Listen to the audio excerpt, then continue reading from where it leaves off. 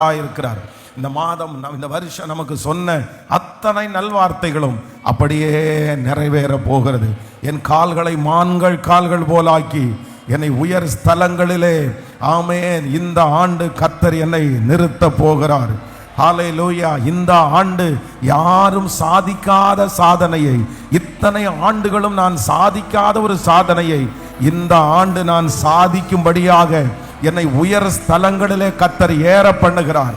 கர்த்தர் என்னை மலையிலே ஏற பண்ணுகிறார்.